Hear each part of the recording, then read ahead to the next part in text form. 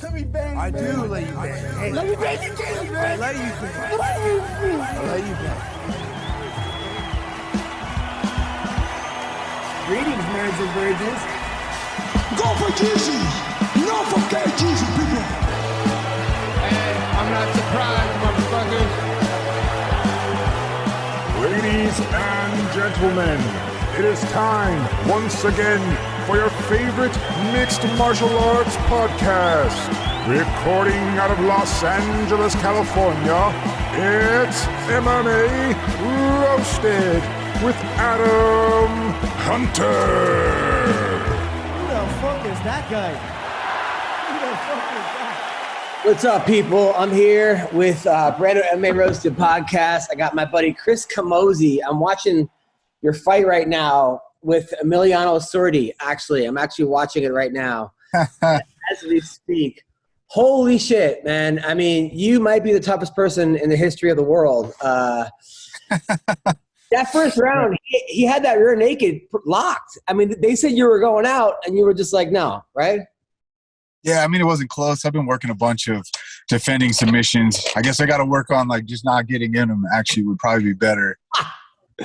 I mean, because they were like, I think it was Kenny said, oh, this fight's over. It's done. And no. And then you came back and beat the shit out of him in the second round. Yeah. Almost won the third. I mean, it was a very, very close fight. Yeah, it was a wild one, man. I think it was like a slip and slide in there, too. I don't know if you could tell, like, just falling all over the place. And it was crazy. It was a good one, though. That was a great fight. Your last fight was good, too, against Corey Hendricks, who's a tough dude. I mean, do you think that went perfect for you? Is that how exactly you thought the fight was going to go? It was actually a lot like I thought it would go. I wouldn't say perfect because perfectly I would have finished him in the first round and not had to fight 3 rounds. But it's pretty crazy. Like all the positions that we ended up in on the ground was everything that I trained for. Literally in the back warming up. I wish I had video warming up in the back. It was the same thing. Like he took my back, how I got out, how I reversed it. We had been rehearsing that stuff because we knew that he's good at taking the back. We knew his ground was pretty good. And then striking wise, I would say it went exactly to plan. It was a perfect case scenario. Literally, I wish I had all the training videos because everything that we trained happened. Yeah, no, Corey's good. I've watched Corey fight a bunch. I've been following him forever. He's a tough dude, underrated guy. I mean, you won. I don't understand how you didn't make the playoffs because, like, you beat Corey. You pretty much beat Sordi. I mean, the Sordi fight was amazing. And the fight before that, you won. I mean, you beat a really good guy that people didn't think you were going to beat, Cesar Ferreira. Like, why did you not make the playoffs? Your guess is as good as mine, man. The point system, I think what PFL is doing is really cool and it's unique, and I love the idea of it. I think that they got to tweak the point system a little bit because I beat Cesar Ferreira. Corey Hendricks beat, I forget his name, the Norwegian guy. Yeah. Hamill or something, right? We beat both of those guys something like that. We beat both of those guys in the same night, and they both moved on to fight each other in the playoffs, and Corey and I fought each other in the undercard outside of the playoffs. So it's a little weird. It was like 2 guys got hyped to fight each other in the playoffs that both just lost their previous fight. Did you bang someone's girlfriend or something? Did you hook up with like one of the matchmakers' wife? I know that back in the day you were kind of Camozzi. I do all right for myself. We got Dawson Jacoby here too. We're heading up pheasant hunting right now. Dustin, how's it going, man? Congrats on your freaking 3-fight winning streak, murdering everybody. 4-fight winning. 4 fight. It's like 8 fight, but in the back in the UFC 4-0-1. Yeah, man. Oh my God, you're just appreciate you, bro. Dude, you're murdering people. That last guy was like the Terminator. He just kept going forward. You just kept punching him. He was tough, man. He said the first jab I threw busted out his 2 front teeth. Oh so imagine fighting for 10, 12, 15 more minutes, whatever it is, with your teeth jacked up. Dude, nobody wants any piece of you, man. You finally learned how to wrestle, and now you're tell me about it. I know, man.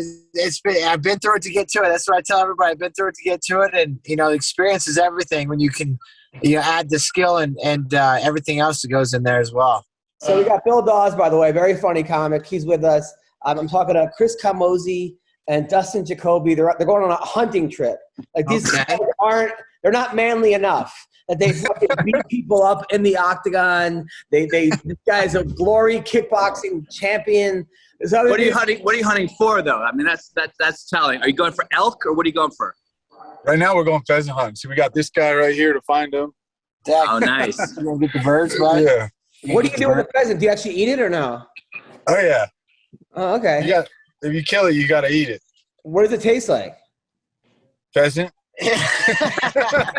It's always chicken. Pheasant is not that great. It has to be cooked right. You know, pheasant stew's good. You can make some jalapeno poppers, throw them on the Traeger, wrap them in bacon. But if it's not cooked right, it's not good, man. You got to really marinate it. It's kind of gamey, but they're fun to shoot. And we do. We clean them and we eat them. We eat everything we kill. So yeah, come out here. You come out here, we'll take you. We'll Dick Cheney you. So where are you right now? Are you in Texas? We're heading to Kansas. Are you in Kansas? Yeah. We're heading to Kansas. We're driving from Colorado to Kansas. You ever hunt with Joe Rogan? That must be a dream. Come on. Nah, we would love to. Wait, he knows all the people. Wait, there are no pheasants in Colorado? You got to go to Kansas to get them? No, there are. It's just not as good. It's better in Kansas. It's only a couple hours away, so. Jesus. Now, by the way, Chris Camozzi's girlfriend, he like comes to my show with this girlfriend, and she's a smoke show. Like, I got to, like, not look at her. One of those girls that, like, I avoid eye contact because she's like, because you look at her, you're like, holy shit, that's the fuck, like, just goes. But then you like you have to, like, just act like cool, you know? So I add her on Instagram. She's got, like, 1 million followers.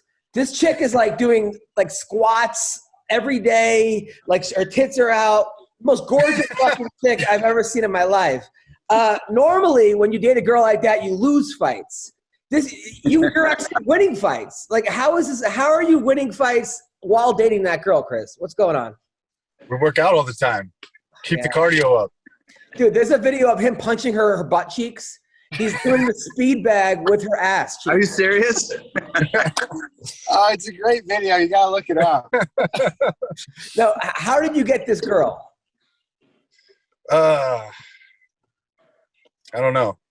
I mean, your personality's terrible. I mean, don't get me wrong. I mean, you're a good-looking guy. You have, like, good blue eyes. You're a fighter. But I don't see you as, like, a guy who's, like, who hits on girls a lot. Like, Adam, I got to tell you, a fighter with blue eyes, that's everything. It's like Ortega, too, right? He gets all the hot girls. Dude, I'll tell you exactly what happened. You'll actually like the story. It's kind of funny. I saw, like, one of my friends sent me, like, a story of her on Instagram. And I'm like retarded when it comes to technology. So I write back like, oh my God, that girl's fucking amazing, blah, blah, blah, blah. But I sent it to her instead of my buddy. I didn't mean to like reply to her story. But well done.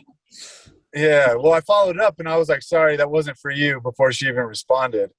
So then she was like, well, wait, like, who is it for? And I was like, oh, it's nothing. I was just talking to a buddy. I wasn't meaning to talk to you. So I guess that worked. I don't know. That's a good trick, man. We got to remember that. Wait, so then she it happened by accident, but I guess it's a pretty good move. But then she says to you, well, you're cute or something, or like, what do you do? Or like, I mean, how does that go from there to you getting a date with her? Yeah, I mean, she was like, well, who are you meaning to talk to? And I was like, well, to be honest, since you're calling me out, I was talking about you, but I didn't mean to send it to you. And then we just kind of started talking from there. And yeah, and then the rest is history. Oh, you got to see this girl. What's her name again, this girl? Whitney Johns. Whitney Johns. Bill, it's like, it shouldn't even be legal. You're like, this. I'm not going to look her up on Instagram right now. This is bullshit. And meanwhile, the girl, Chris used to work at a strip club. He was a bouncer, right? And like, I think his ex was like a dancer. So I was like, this is the guy. And I met her before. And I thought that was the ex. So when I met him, I'm like, oh, yeah, I think I met you. No. And then Chris is looking at me like, no, it's the other girl. It's the other. And then I was just like, oh, no, great. Like, I was like, yeah, you're like, rain so on you're not the stripper? You're not the stripper? Huh? Yeah. I know. He was like, it's good to see you again. And she was like, nice to meet you. He's like, no, we met. I was like behind him like. It was bad, dude. It was so bad. But no, man, it was cool. She's very, you know what though? She's one of these girls that like when she goes out in public doesn't look like she's not. Cause I used to date a girl that would wear like see-through everything and a thong and her fucking tits are out. And I get in like 6 fights a night because guys would be like, hey, and I'd be like, hey, watch, she's with me. And it was like, no, but this girl's cool. Like she doesn't, you know, like she doesn't wear the most provocative stuff. On Instagram, it's a whole different story. But in public, she's you know, it's very presentable. Am I right? Yeah. I mean, I don't want to date a girl that dresses like a hooker all the time, but not all the time. Got it. How much does she make on Instagram per month? Come on, ballpark. What does she make on Instagram per month with all those followers? Come on. I don't know, but she does well. She has her own fitness program though too. Okay. Yeah, like she has her own app for like a nutrition app. So she does all my diet stuff and workouts. Does she do your diet? Your nutritionist? Yeah. Oh, cool. Yeah, she's like, you got to eat pussy all day long. And, so I'm okay with it. Of course. Omega-3s. Now, Chris, by the way, so if you haven't seen Chris's last fights, he's been on a tear. He won 3 out of 4 fights. Now, Chael Sonnen, I know you had Chael the boys. He said that during your fight, he's like, you know, I love Chris. We're all there. He's really overperforming right now. And I'm like, that's bullshit. Like, did you take that personally that you were overperforming? No. But I was interested to hear his commentary when he told me he was commentating because I lived with him for a minute. We trained a bunch together. And so I was interested to hear his commentary. Because, you know, when you're a commentator, you got to be, like, unbiased. Yeah. You can't just be like, oh, this is my buddy. Everything he does is great. So we were joking about it, laughing about it after. And it's great. I think he's one of the best commentators, actually. Oh, no, totally. Now, what does that mean, overperforming, by the way? What does that mean, overperforming? I don't actually know. He said he was fighting the best he's ever fought, like, or top, like better than he's ever performed, right? But, you know, I also think that sometimes, Chris, you get into these crazy brawls that you don't necessarily have to do, which I love watching. But am I right? Sometimes you could be a little smarter. Dustin, am I right? Say it again. Sorry, I was in the zone. Sometimes we get into brawls and we can be a little smarter about it. Yeah, man, it's the fighter inside for me anyway. When I get into a brawl or somebody gets me, you know, hits me good, we start going. It's the fighter inside me that gets going. And you got to be able to control that because Michael Chandler, his ego cost him that fight with Gaethje. You know, he got in that firefight. He put his hand down to hit me, you know. It's like, well, dude, you can't be the guy getting punched in the face and expect to win, or you don't want to be the guy eating those punches either, man. That does damage. Hell, I tell you what, man, I'm shampooing my hair in the shower. You know, here we are a week later, a week and a half later. I still feel the knots in my head for my fight the 6th of November. So wow, you got to be careful in there, man. Now, Dustin, yeah. Go ahead. Now, Dustin, are you Usman striking coach too? Say it again. Are you Usman striking coach? Usman? Usman? Yeah. What about Usman? Are you his striking coach? No, I'm not Usman's striking coach. I bet he takes notes when he watches me fight, though. He gets that jab going. Yeah. Oh, got it. You guys don't train with him over in Colorado? No, we don't train with him. He's at a different gym at with Gaethje at what is it? Elevation. I go there and spar sometimes, but not with him.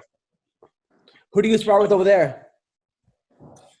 His brothers sometimes, Muhammad Usman, Grant Neal, a bunch of those guys. It's always different. There's always guys in and out of town.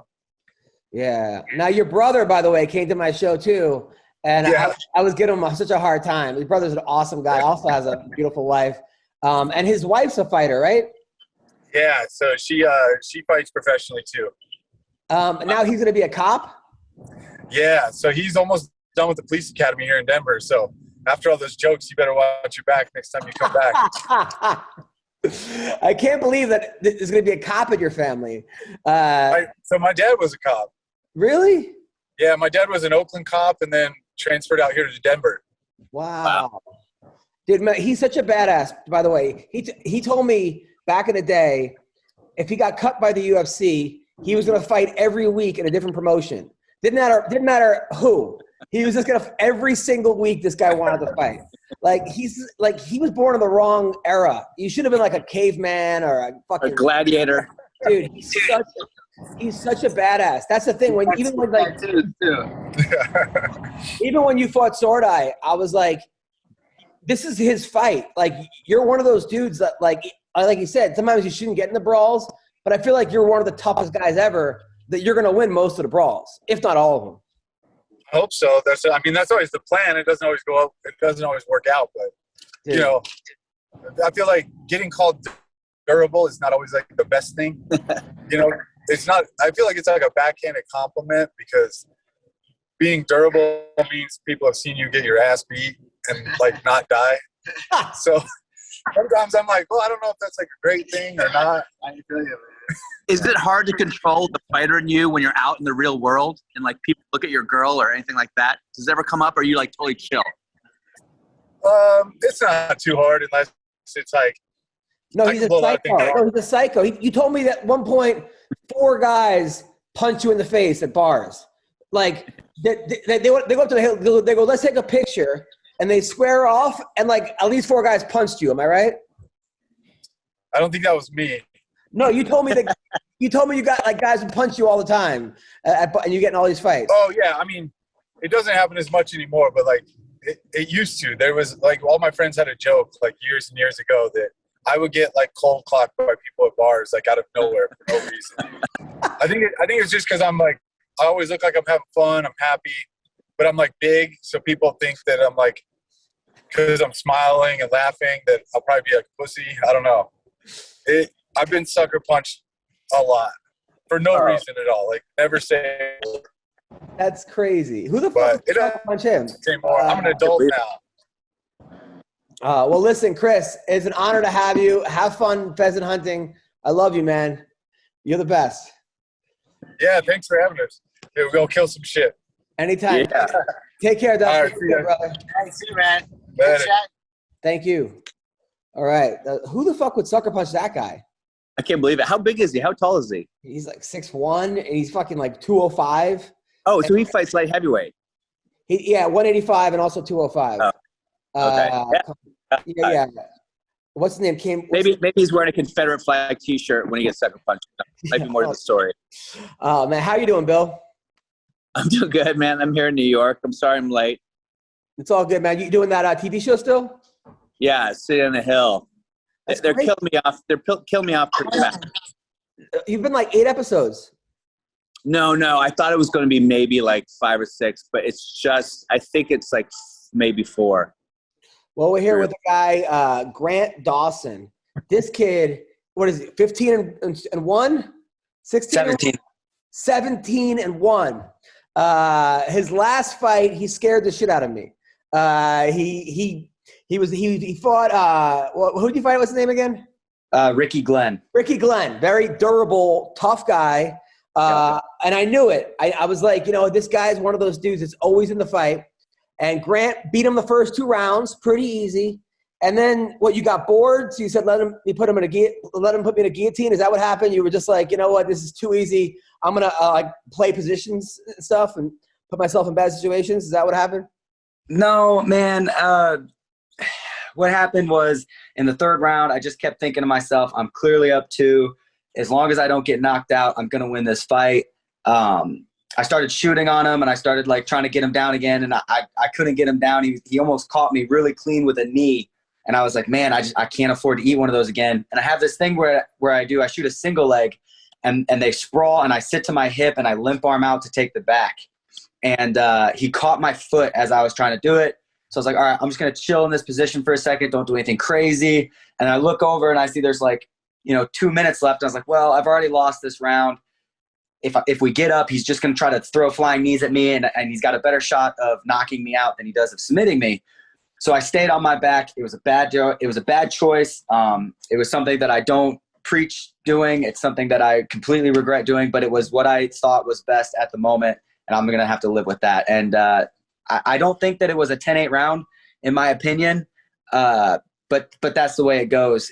I had his back for 3 minutes and 30 seconds of the first round, I landed 66 punches to 2, and they didn't give me a 10-8 in the first, so I don't know how they gave him a 10-8 in the second, or in the third. But it is what it was, a draw.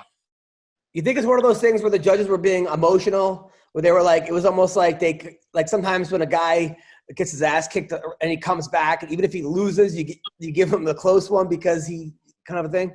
Yeah, I mean, we see it all the time where it's not all the time, but we see it a lot where it's like a guy will get his ass kicked, for 2 rounds, and then the third round, he still loses the round, but he doesn't get his ass kicked as much. So the judges give him the round, and you're kind of just like, wait, I mean, he did better that round, but I don't think he won the round. Ricky for sure won the round against me, clear as day, but I don't think it was a 10-8.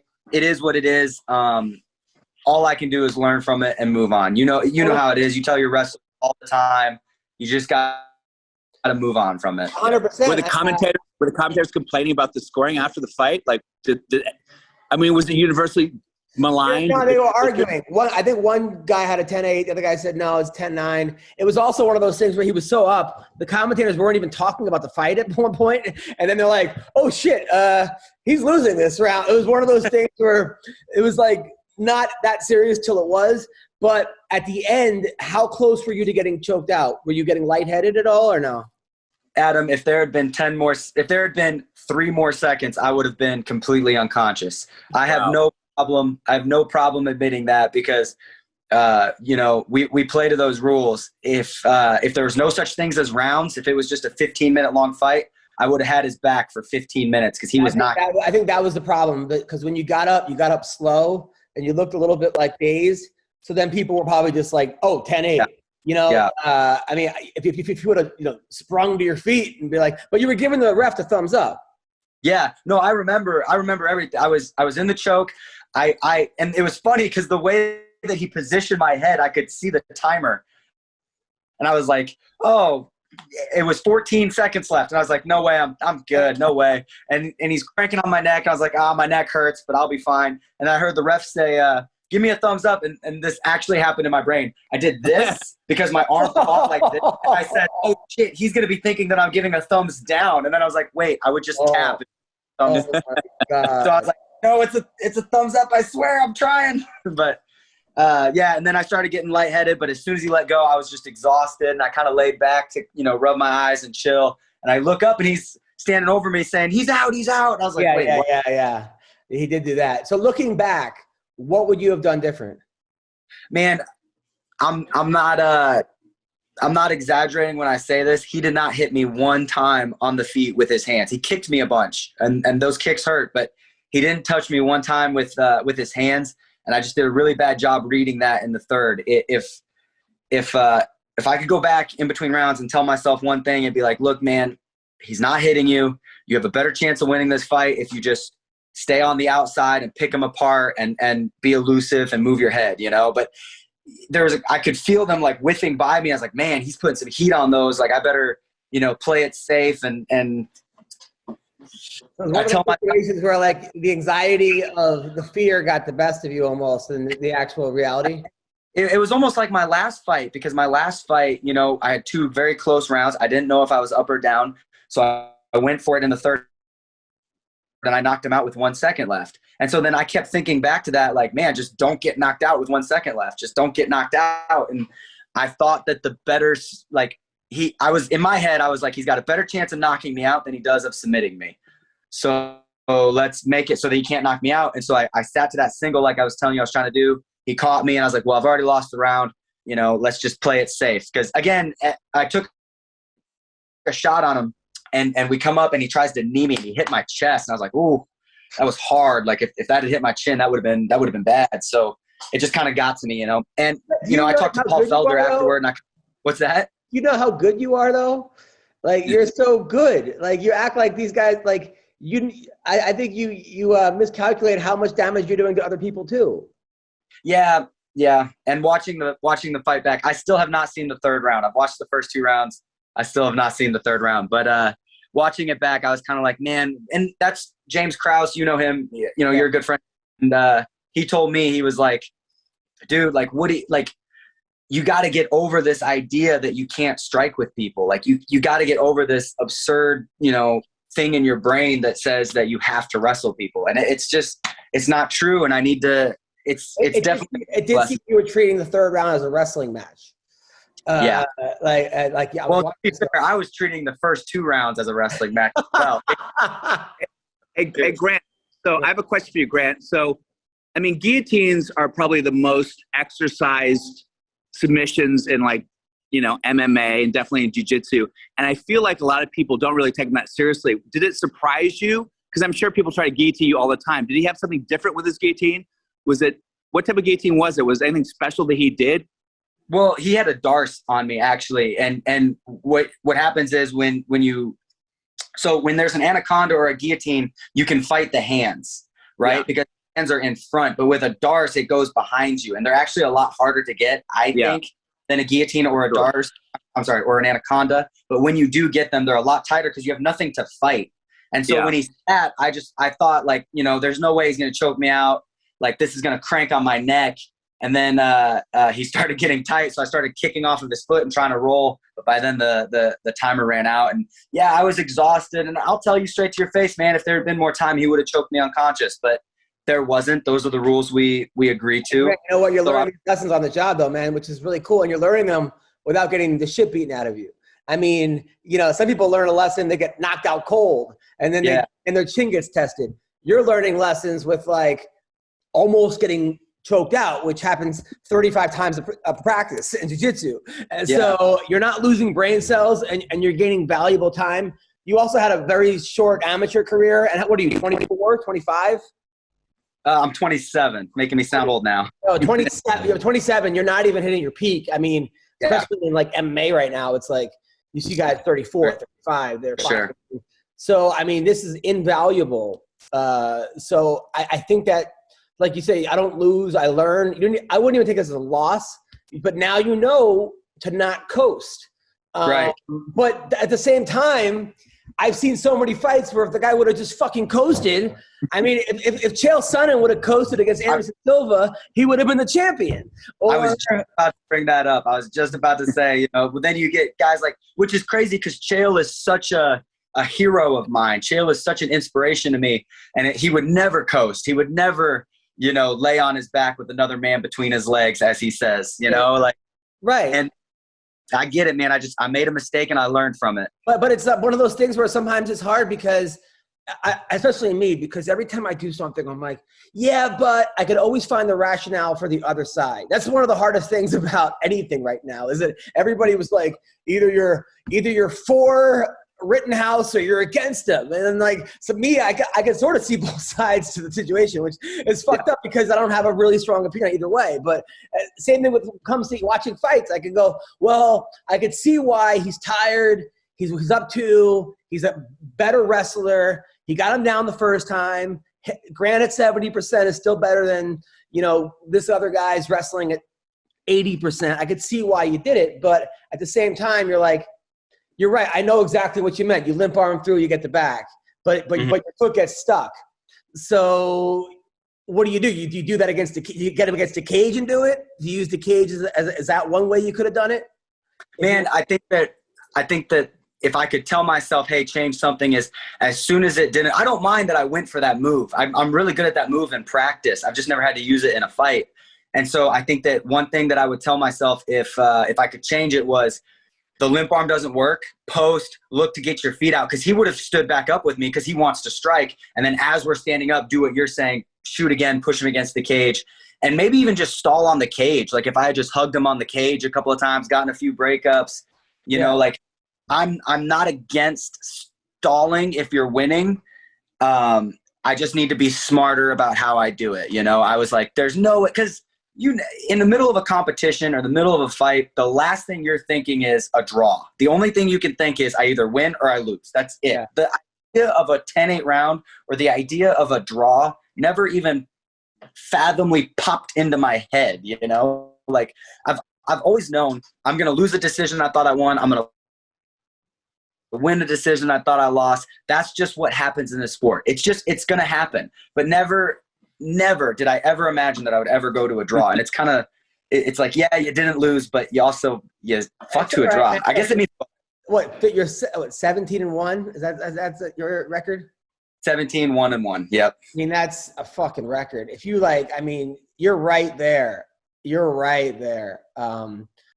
What's up, people? Look, when I gamble, I'm always looking for a way to get an edge. But at MyBookie, they double your first deposit. So you start with a leg up. And with your account locked and loaded, you can get in on the UFC 268 action, which features 2 title fights on a stacked card. I can't wait because the tension between Usman and Covington has reached a boiling point. I mean, these guys hate each other. So look for this main event to end quickly and bet the under on total rounds. Don't take my word for it, okay? Head to MyBookie and sign up to use promo code MMA Roasted to get your money doubled and start winning today. Remember, people, good friends don't let friends win alone. So have your buddies use the referral link so you're eligible to receive an additional 250% bonus on their first deposit. Plus, it's unlimited to redeem, so all your friends can join the party at MyBookie. Use promo code MMA Roasted. Sign up now, claim your first deposit bonus with MyBookie, and use the extra funds to kickstart your winning season. Bet anything, anytime, anywhere with MyBookie. Go there now. Yeah. By the way, his girlfriend is like a superhero because she's this little nerdy girl who looks like she should be like in band camp. And then all of a sudden she's a fighter and she's just fucking wrecking people left and right.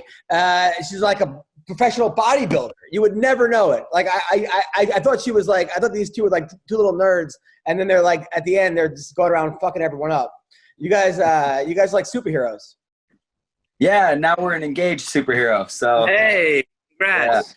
Yeah. Thank you. And if you don't know this guy's story, he used to work at an old age home. He was like a nurse at an old age home, and then finally 2 years ago retired. And didn't we interview you before, Grant? I felt like we interviewed you before. Yeah, no? Of course. Yeah, okay. Yeah, no, Grant's killing the game. So what does Krause say to you after the fight? Man, right after the fight, he said, it's okay. We won. You know, he won the third for sure, but we won the first 2, no problem. And then the judges said that, so it was 29-28 for me. And you know how when they read your name, it's usually a split decision. And so they read my, and I was like, oh my goodness, I'm going to go to a split decision with this guy. What in the world? And then they said, I didn't hear the scorecard. I didn't hear 28-28. I just heard, them read the scorecard for both judges. And I was like, oh my God, I just lost this fight. Like I just lost. Like, how is that possible? And then they're like, it's a draw. And a part of me was like, oh, thank goodness I didn't lose. But then a part of me was like, what the fuck is a draw? Like, what do you mean? Like, our sport is the only sport where you can legitimately score more points than the other guy and not win. Like, if you add up all of our points, I scored 1 more point than him and still didn't win. You know, like it's such a crazy sport. It's so nuts. And I love it, but sometimes I just want to drive a stake through my heart because of it. Well, that's what makes you great, man. So this week, let's talk about some fights this week. Oh, by the way, you know who had some good things to say about you? We had him on the podcast, was the caveman, Dave Rickles. Oh, nice. He said he trained with you, and he was really impressed with you. He said before he knew how good you were, but he didn't know if you had that killer instinct, that you were too nice. But he said now he knows. What's going on? Are you too nice to everybody? Are you parking everyone's car with the thing? Why are people saying that? Man, I am too nice. You know what's funny is in my last fight, I realized that I was too nice, and I decided to make a change. And what happened was we were in the middle of the 3rd round. Not my last fight. My fight before. I'm sorry, not Ricky, the Santos fight. We were in the middle of the 3rd round. We're going up, and the dude posts on me, and he puts his finger right in my eye. And I was like, dang. And he goes, that didn't hurt that bad. And I said, yeah, you're right. I'm sorry. And then I was like watching it back, and I was like, I apologized to another grown man for him poking me in the eye. Like, are you from Canada? No, Nebraska, which is worse. Oh my God. That's crazy. That what do they call it? Like they call it a simp. They call you a simp. Is that what you? Maybe that should be like your like nickname, like Grant. So simp. I'm just supposed to go all in on the nice guy. Yeah, go all in, like Grant the Cup. They'll call you like the Cup or the fucking like. That's Me and Wonder Boy. Oh my the god, nice squad.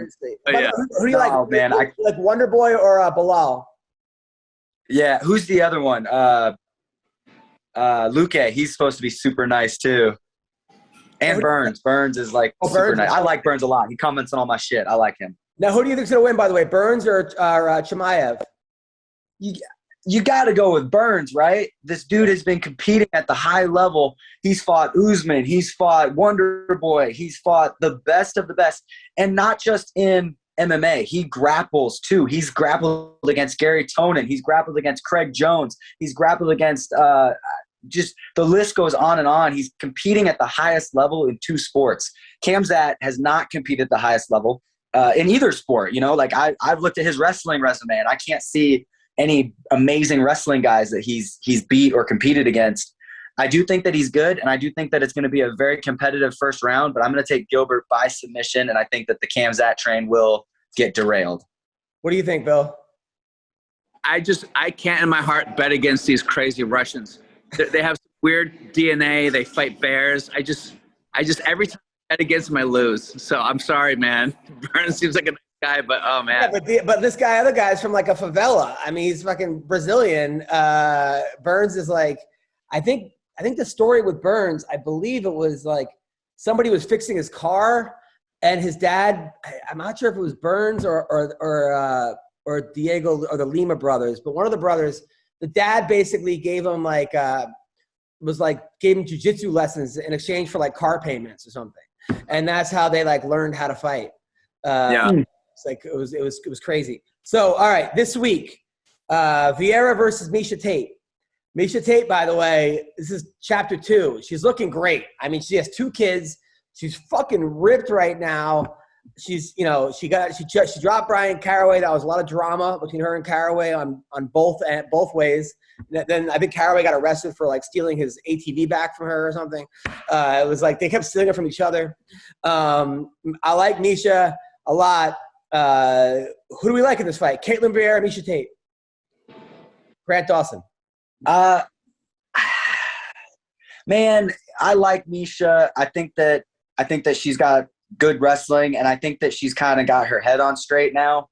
I feel like she's dropped the ball on a couple of fights, like she fought Raquel Pennington and lost to her. And kind of after that fight, she said, I just don't have it anymore. I just don't have that want anymore. And I think that's what you really need in fights is the want to be there. And I think that taking time off and dumping Caraway or whatever it is and marrying this other guy, like I really think that kind of researched her. Now, I don't think she's going to go win a belt or anything like that, but I do think that she could get a couple wins. I do think that she can win this fight. I picked against her in her last fight, and I was proven wrong, so I'm gonna pick Miesha.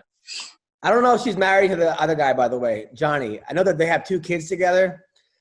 She also said she wants to fight Ronda again because she knows how to beat Ronda. But at that point, I mean, does that even count? No one cares anymore. All right, Bill Dawes, who do we like in this one?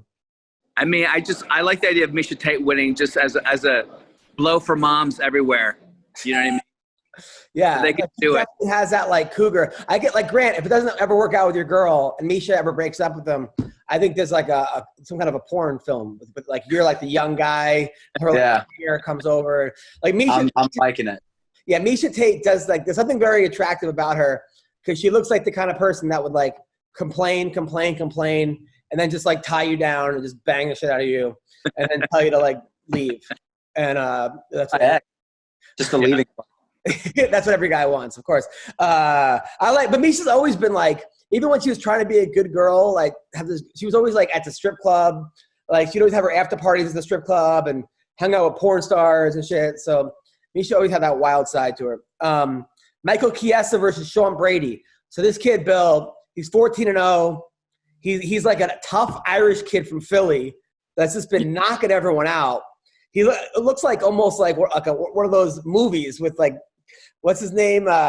Who's that actor that's like the fucking like a bare knuckle brawler? Like those guys in those Irish boxing movies or MMA movies, Warrior or whatever. He kind of reminds me of like a fucking guy from Warrior. He's Tom Hardy? Yeah, like Tom Hardy. He does Tom Hardy. Like a real life Tom Hardy, this guy. Fucking Chiesa, he just fought Luque. I mean, this dude fights everybody. He doesn't give a shit. I really want Chiesa to win. Brady hasn't been tested. This is a tall order. Grant, talk to me. I've got to go with Sean Brady. And the only reason is because I think that this kid is more well-rounded. He is a very, very good wrestler, but he can also strike really well. I really think that he just does everything together, whereas Chiesa kind of only uses his striking to set up his takedown. I know, look who's talking. However, I think that Sean Brady is going to be able to stuff those shots. He's big. He's strong. Chiesa is also big, but there's no way Chiesa is going to make or there's no way Sean Brady would ever be able to make 155 unless he was in third grade. And so I've really got to take Sean Brady on this one, and I actually think that he's going to be a future UFC champion someday. By the way, he never wrestled before? He never wrestled in high school, this kid? Shut up. Really? Yeah, no wrestling background. Just MMA? He took jiu-jitsu and karate. And that's like George St. Pierre, right? Same thing. That's a good point. That's a good point. But Bill, who like this fight, Chiesa or Brady? I mean, Grant seems very smart, so I'm going to agree with Grant on this one. I haven't seen Brady fight, but dude, he's just one of these guys that came out of nowhere. But he hasn't. Because you look at the guys he's beaten. Like he beat Colton Smith like 5 years ago in some like rinky-dink organization. Like even like the fights he had to get into the UFC were not easy fights. Like, he's good. Colton Smith, by the way, is a guy that like won the Ultimate Fighter, and you're like, where is he now? Good fighter. Yeah. Some guys just get bad matchups. They just get fucking bad matchups. Isn't that crazy about this money sport or fame and go crazy? But he had none of that. What were you saying, Chris? I was just going to say, isn't it crazy how this sport where it's like you get these really, really good guys. I train with this guy named Cole Smith, and he's from Canada, and he's a 35er, got into the UFC, beat two guys, and then had like murderers row. He fought Hunter Azu, if you don't know who that is. Yeah. Savage, went to a split decision with him. You know, he gets cut from the UFC, and then I train with this dude. I'm like, how are you not in the UFC? Like, you are amazing. Like, what in the world happened? It's just one of those like bad luck things. That's what's crazy about this sport. Yeah, the worst is when guys Anthony Smith was like that for a while, where he took a fight on like short notice against a Brazilian that like tested positive for something in Brazil and then lost, and then got his knee destroyed.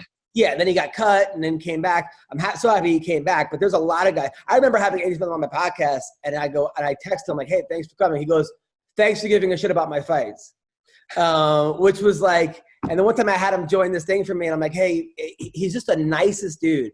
He's one of the guys that will like, he'll take your call whenever. Like anybody is a good guy.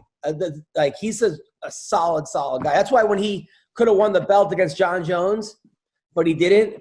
Yeah. Remember that? Like that's just the kind of guy he is. And that's the other thing too, is like, if you think about it, he was beating Glover until he wasn't, but like Glover's the champ now. That makes Anthony like the second best dude in the division. You know what I mean? Yeah, no, I don't understand Glover. There's a guy who, like I said, you haven't hit your peak yet. He's hitting it at what, 43? Yeah. 44? I think 43 or 42. I don't even know how that happens. So Davey Grant is a guy who I believe was from England, became a DJ in England, and then like started a business, doesn't need fighting, just does it because he loves it. He's fighting Adrian Yanez, who's looking like a world beater as of late. Who do we like in this fight? I like Adrian Yanez. I think that Grant is good. I do, but I think he's older, and I think one of the things that make him hard to deal with is he's got a really awkward style, and he puts a little pop in his punches. But I think that if you stay real technical and you got some good striking, I think you'll do well against him. So I'm going to take Adrian on this. Funny story. Every time Davey Grant fights, I get tagged in all of his posts because my name is Grant Dawson, and so they see Grant and then a D, and they're like, "Oh, this has to be him." Every single time, so I comment on there, "I'm not Davey Grant." No, you should comment as him, like John Jones. There's a guy, Bill John Jones, right? This white nerdy computer programmer, right? And he's just like the nicest guy. He's like kind of like an emo kind of guy. Like he's like a vegan and he's all these cats. And every time John Jones gets up, people were like, "Fuck you, John Jones, you piece of shit. You're the worst human being ever." And he responds like, "I know. I had extra peanut butter on my sandwich." Like it's the funniest. I'm not even doing it justice. He was on Sports Center as him. It was so it's so funny. People are like, "You let me down. I can't believe you cheated." And he'll be like, "I know. In Mario Kart, I was at level 5." And like, that's great, man. Dude, he's the greatest guy ever. He actually took a couple jiu-jitsu classes and started like training, and he like has been to fights before. This dude is hilarious, nicest guy ever. But he's like people, and then the funny guy, like, and then people are like.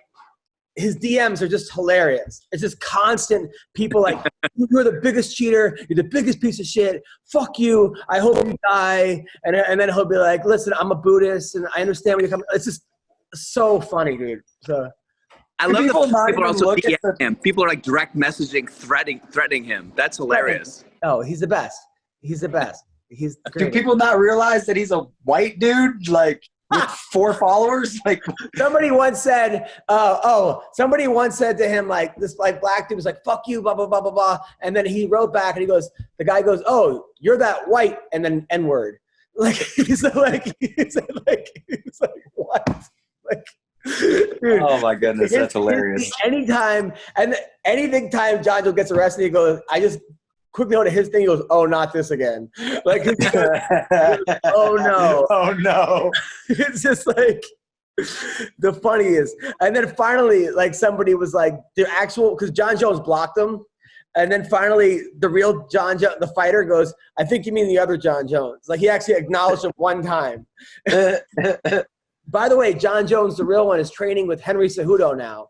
He went over to that camp to the fight camp in Arizona, fight, whatever it's called. And I'm curious. And he's saying, man, he says it's like a whole new eye-opening experience. He's learning things he's never learned. He's really trying to like dig it to Jackson Winklejohn. But I'm curious to see what's going to happen. I truly am, because it's not like a guy who's fucking up his fight career is going to a bad camp. He's undefeated. So I want to see what the hardest thing to do is coach someone who's already good. Especially someone as good as John Jones, because I don't want to fuck up anything he's doing. Like, I don't know what to tell. Like, I don't know if I had a wrestler that was a state champion kid, I would be like, do whatever you're doing is working. We're just gonna get you in shape and maybe here and there. But it's hard to coach. It's much easier to take someone who knows nothing and give them something than to take someone who's really good. And especially if someone has really good bad habits, like the bad habits are working for them. That's even hard. That's even harder, because you're like, ugh. Fuck, it's like in wrestling, someone's on bottom, and I'm always like, don't reach back unless you're down 13-0 or 14-0, and then throw a Hail Mary, and then it works, and you're like, oh no. It's like teaching the head and arm. So I hate teaching it, because that's all the kids will go for it. Every time they'll go for the head and arm. But then it works, and you're like, oh shit. So, I'm sure. What were we saying? Some of the things you got to think, though, it's like maybe they're not adding to his technique, but they're getting him away from what's dragging him down, where he's at, like maybe he needs to get away from the people that are getting him in so much trouble. Oh, no, 1,000%. But what do you tell him as far as like his actual, because he's saying he's learning fight things that he's never learned before. Like what are they teaching John Jones? Probably a double leg and stuff like that. I don't know. And to go off your point with headlocks, I don't think you should ever teach a kid a headlock. I think, because it's an easy move that doesn't require a lot of energy, but it's a black and white move. So it's like, if you teach this kid, hey, you don't have to get in on the double leg and stuff like that. Like, I agree with you. I think that it should be a Hail Mary move, like at best, Well, the thing is, I always teach how to defend it, like how to just roll through it, Yeah. But at the same time, it's like, there's been plenty of times where I'm like, kids down 10 there was a coach that I hated. This coach was like having his middle school kids cheat with the weights. Like he was like fudging the weights. He was always yelling at the wrong kids. He was having middle school kids cut weight. So I'm like, dude, they have their whole life to cut weight. You don't start them in middle school. And my kid was down like 13-5. And I'm like, you got to throw him to win. And he fucking threw him. And he won. And we were all going crazy. And I look over and the coach is like, you were up 2 rounds and you let a kid throw you. And just screaming at this kid. And I was like, that is not how I would have handled that. Like, yeah, what a piece of shit. If my kid loses like that, I would have been like, hey, man, you were up 2-3. You just got caught. Well, Monday practice. We'll work on that. We'll fix it. It's, because the kid feels bad enough. Yeah. Like, there's nothing, I have told kids, like, hey, see how you feel, how you feel right now? Remember this and use this to train harder. Remember how bad it feels. And every time you want to quit, you don't want to have this feeling back. Yeah, this could have been avoided.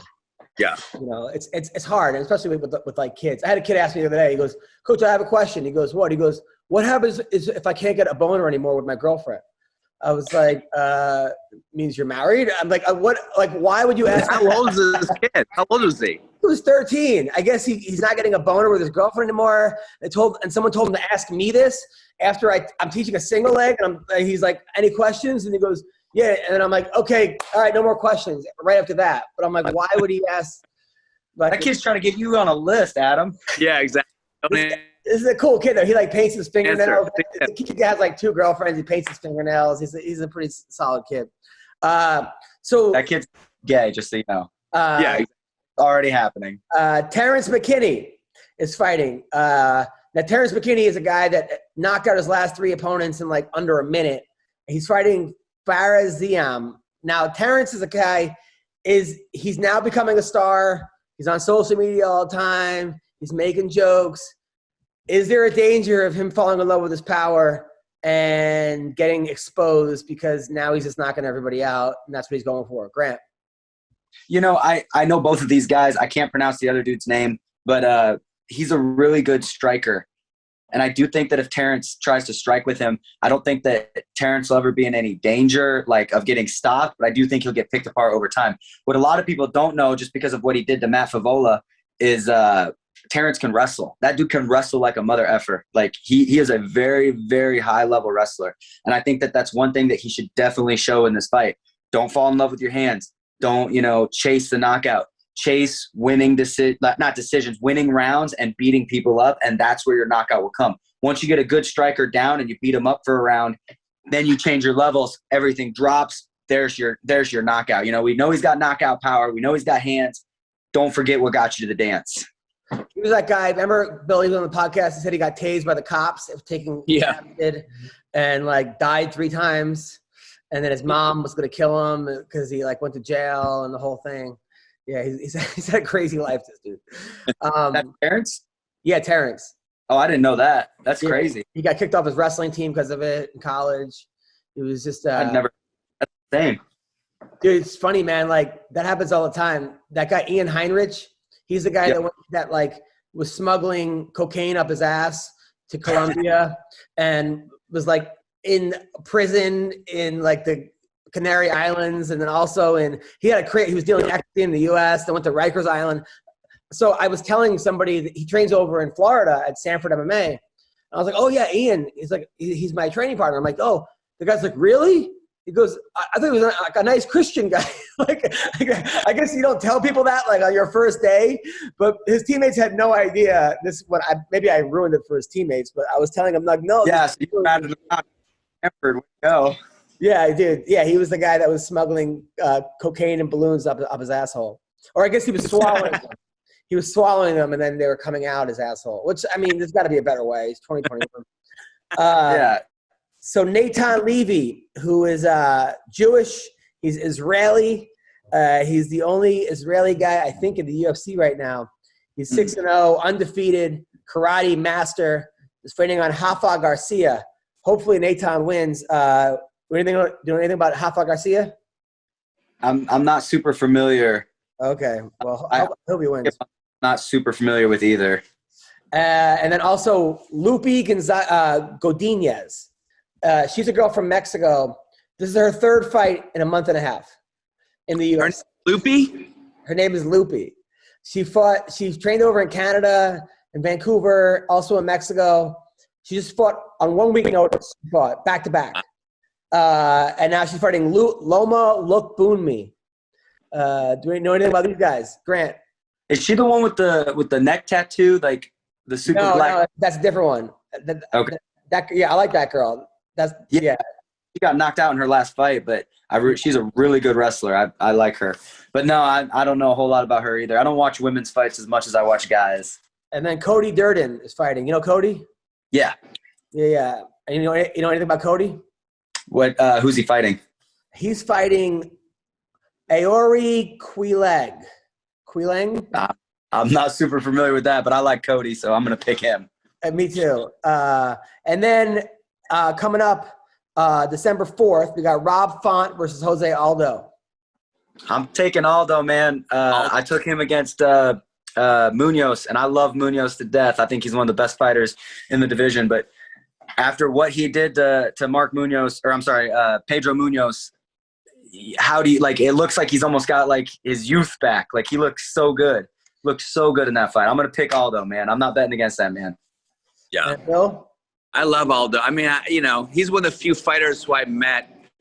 And this was like right after he lost to Connor. And he was like, I'm getting my belt back. He just looked at me in the face. He's like, I'm getting and I was like, I believe him. He's getting it back. Wait, did you ask him this or he just went up to you and told you that? I said, hey man, I was big. I said tough loss. I think I was a little drunk, but he said, I'm getting my belt back. But he was really cool, and I was like, you know what? If someone's cool to me, who's a fighter after a loss, that I always got to root for him for life, you know. Yeah. And he's also an incredible fighter. I mean, his last fight was insane. Yeah, he's insane. December 11th. By the way, I will be in Vegas, December 4th to the 11th, doing comedy at the Strat. But Charles Oliveira versus Dustin Poirier. Ooh. I'm picking Dustin Poirier for this one. I don't know why. I mean, I don't know why. I just think he beats Charles Oliveira for some reason. Grant. I'm going to go Dustin. Probably gun to my head, I'm going to go Dustin. But, man, Charles, he's good everywhere. Like, he's got world-class jiu-jitsu. He's got above, I wouldn't say, like, he's going to go out-wrestle Dan Gable or anything like that, but he can wrestle. He's out-wrestled a lot of guys in MMA, and he's made them look stupid. He fought – so he's taken down Chandler, who is not easy to take down. And then he fought another dude, I can't remember his name. He's this black dude from Bellator who also fought Chandler. I can't remember his name. Will Brooks. He fought Will Brooks. And Chandler couldn't get Will Brooks down at all. And Oliveira got him down in 10 seconds and then choked him out. Like, he can wrestle. He beat Chandler. He beat Ferguson. He beat Kevin Lee, Jared Gordon, Nick Lentz, David Tamura, Jim Miller, Christos Giagos. Those are his last, a murderer's row. Yeah. And he's killed all of them. Clay Guida. Then he lost to Paul Felder.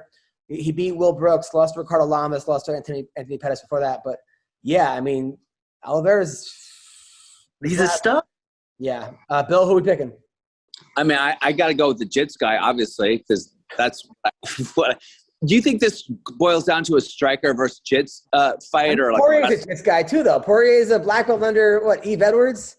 But there's black belt, and then there's black belt. Then there's, Oliveira black belt. You know what I mean? There's a next level. I've never seen Poirier do, serious jiu-jitsu in any of his fights. I've never seen him win other than, I guess, RNCs. He's so good at striking, right? Yeah. But all his wins. You're right. We beat McGregor by strikes twice. Dan Hooker decision. Lost to Khabib. Beat Holloway decision. Eddie Alvarez he knocked out. Gaethje he knocked out. Pettis submission due to injury. Jim Miller decision. Lost to Michael Johnson by punches. That was his last loss before Eddie Alvarez, no contest. Michael Johnson's a guy, man, who one of those dudes that you're like, oh man, if only things would have went a couple different ways. There's another guy. So got to be frustrating to be his coach because he's winning every fight and he loses. Every fight he's winning, like 5 minutes, 42 seconds, and then you're just like, oh, something fucking. He just gets into a knee bar or something. He was like, oh. Also, Juliana Pena versus Nunes. I'm calling it right now. Pena's gonna win. She's gonna win. She's my friend. friend. I don't care. She's winning. I fuck that. She's winning, and even if, she's winning. Yeah, and Grant, what do you think about the Colby Usman fight being a draw? What do you think about that theory? Colby versus Usman? I thought it should have been a draw. I thought I gave Usman 10-8 the second round, and then 3-4-5 Colby. I could see the 10-8 the second round. I see the 3-4 for Colby. I thought 5 was Usman though. I thought 5 was. It was close. But it was close. Here's the real question. Did Colby score a takedown? Yes, 100%. Yes. 100%. Yes. I posted on my story, and people were like, "Yeah, no, I don't know." Shut the fuck up! I've been wrestling my whole life. A wrestling takedown and MMA takedown. People think that you have to do damage to do an MMA takedown. That's the difference. Yeah. You know. No real criteria because if you watch my fight, I took him down. I took Rick Glenn down. He hit his butt and he popped right back up. And then I body locked him and took him down again. And they counted that as 2 takedowns, not 1. If what I did was a takedown, for sure what Colby did was a takedown. It was a takedown. Now, Sean O'Malley has a tough fight. People are sleeping on this guy, Raul Pavia, but he beat Kyler Phillips. Kyler Phillips is a fucking stud. People look past Kyler Phillips. This dude is amazing. And he beat him. It was close, but he beat him. He also beat Zalgas Zumagulov. He knocked out Mark De La Rosa. O'Malley's he lost to Kai Kara France by split, and then Rogerio Bontarian knocked him out. But this is a tough one for O'Malley. This is not they're not giving him a guy that they just brought to the UFC last week from fucking Jiffy Lube.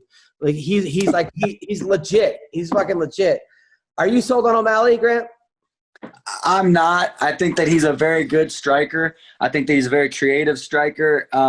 He's very elusive, but I don't think that he's durable enough to compete with these guys. And I think that there's a lot of quit in him, and there's a lot of unanswered questions in his game. I think he's got good jiu-jitsu.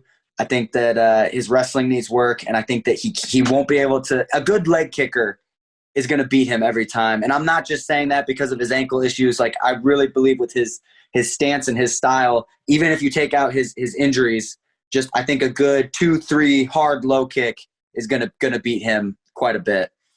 What do you think, Bill? I mean, I agree with what Grant said, but I'm still gunning for O'Malley. Look at the Irish for you, you know? Yeah, he's also hilarious. I mean, he's just a funny character. This whole card is actually really good because you got Cody Garbrandt versus Kai Kara France, Jeff Neal versus Ponzinibbio. You have Josh Emmett versus Dan Ige, Dominic Cruz versus Pedro Munoz, Sakai versus Tai Tuivasa, Jordan Wright, the Beverly Hills Ninja versus Bruno Silva, and then you got Eric Anderson on the card, Matt Schnell versus Alex Perez, Ryan Hall is back against Derek Minner, a guy that you train with, right, Minner? Yep, I trained Minner this morning. Tony Kelly versus Randy Costa. Yeah, this whole card's good. Now, how are you getting Derek Minner ready for a guy like Ryan Hall? I'm going to try to show you. Can you see my foot? Yeah. A lot of that. Pull the foot up. Knees to the face. Don't let him grab your ankle. Now, are you going for heel hooks every time? Are you just doing rolling heel hooks the entire time? So the first couple of weeks we went together, I was going to my back and trying to stuff. He's just effing me up because I'm not good on my back. And I was like, dude, I'm gonna give you better looks taking your back and trying to wrestle you. We got 2 guys, Paul Kalinda, and we call him Murder Dog. His name's Justin Fayback, and they're both really, really good leg lockers. So he's been training with them quite a bit. And you're never going to be able to get to the level of leg locker that Ryan Hall is, of course, but you can learn enough to avoid. And you have to remember that this is MMA. I'm taking, obviously he's my teammate, he's my buddy, I fought him. I'm taking Derek Minner, and I truly believe that he's going to win. I think he's going to win by knockout. What do you think, Bill? I agree. I kind of feel like if you're able to defend the leg lock in MMA, which I don't think is really that hard, particularly once you go into deeper in the rounds, you get sweaty. I think I still don't believe that the heel hook has really revealed itself to be the surefire weapon that all these newfangled jiu-jitsu guys think it is. You know what I mean? It's still very rare. I mean, I think Gary Tonen's one of the best at it over at One, but like he never uses it. He never uses it. He never goes for those crazy stuff. Yeah, because if you don't get in the first round, if you don't get the heel hook in the first round, like it's very unlikely you're going to get it, right? So Ryan Hall, though, watching him fight it's like watching somebody play a video game where they keep going for the same move over and over. Rolls. Oh my God! I mean, he's so stubborn with it, though. It's hilarious. Yeah. I mean, he beat Gray Maynard. He's beating good dudes. He beat the Damage, Darren Elkins. He's sick, man. It's sick. But his last fight, he got knocked the fuck out. He got knocked out hard. That guy's good, Billy. He's good.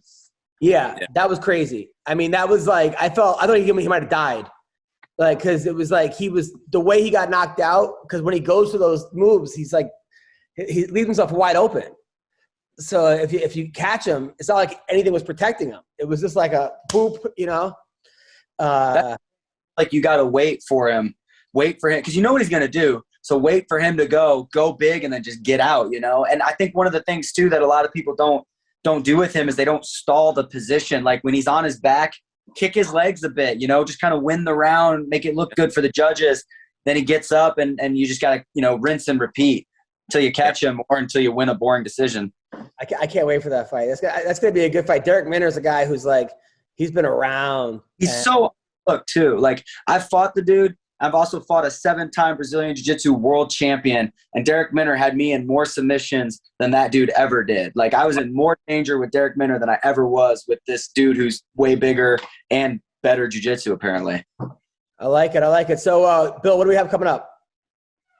Oh, for me right now, what am I doing? I'm going to do some shows in Austin this weekend at Sunset Strip, Austin, with Giannis Pappas and Kirk Fox. Oh, nice. Yeah. And then Reno, Las Vegas Laugh Factory Reno, December 14th. And then Grant, where can people follow you?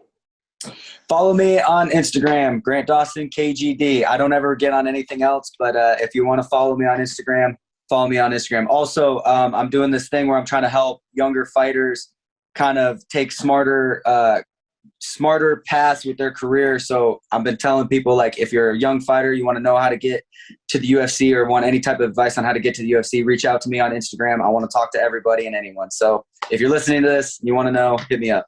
I love it. And then I'll be in El Paso at the comic strip this weekend. And then December 7th to the 11th, I'll be at the Strat in Las Vegas. Thank you guys. Thank you guys so much. Thank you, Camozzi. Be good, guys. Take care. Thank you.